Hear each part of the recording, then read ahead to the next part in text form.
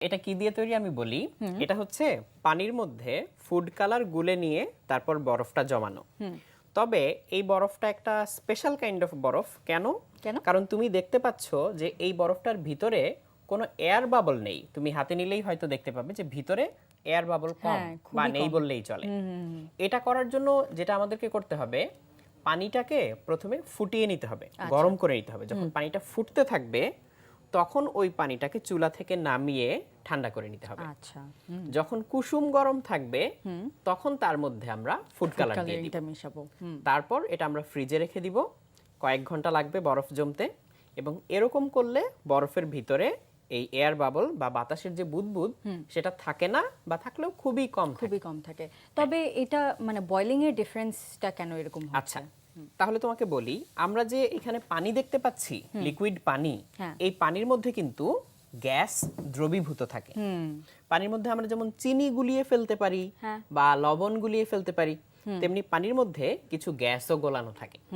তো ওই বাতাসটা যখন আমরা হচ্ছে বরফ জমাই তখন বাতাসটা বের হয়ে এসে এরকম এয়ার পকেট তৈরি করে। আচ্ছা, এই জন্য আমাদেরকে ফুটিয়ে নিতে হয়। ফুটিয়ে নিলে ভিতর থেকে বেশিরভাগ গ্যাস বের হয়ে যায়।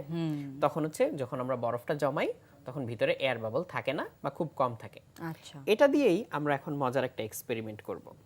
দেখো আমার সামনে ছোট একটা বিকারে পানি আছে। আচ্ছা, তো এটা তো হচ্ছে নরমাল পানি, অর্ধেক ভরা। হ্যাঁ ঠিক অর্ধেক ভরা, এটা নরমাল পানি।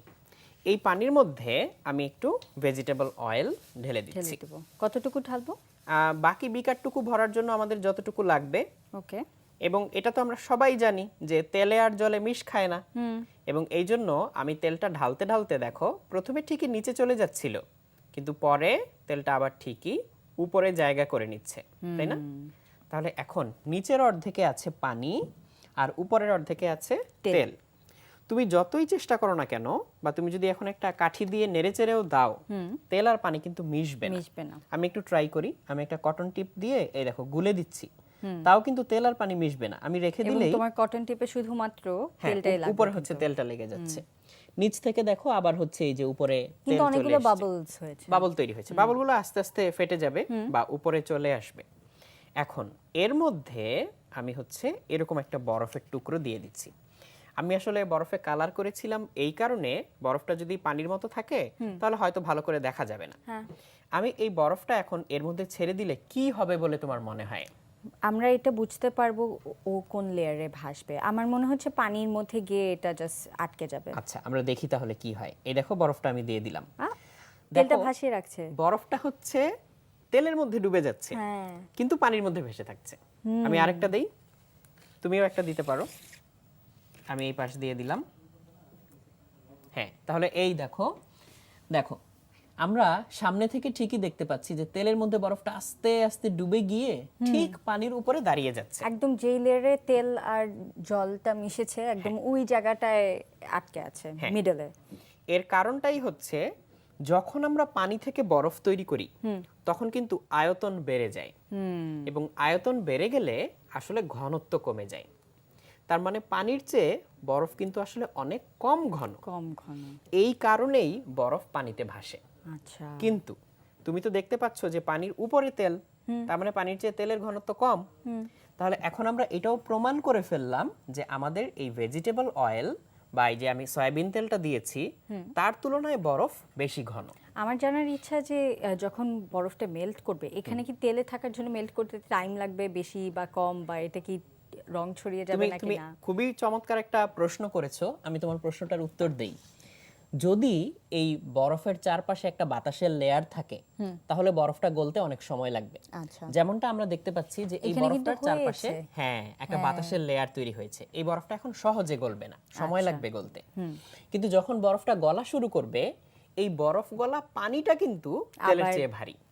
তাহলে আস্তে আস্তে সেটা নিচে পড়তে শুরু করবে এবং নিচের পানিটা আস্তে আস্তে লাল হয়ে যাবে। এটা খুবই ইন্টারেস্টিং একটা জিনিস। হ্যাঁ, তাহলে এটা কিন্তু খুব মজার একটা জিনিস।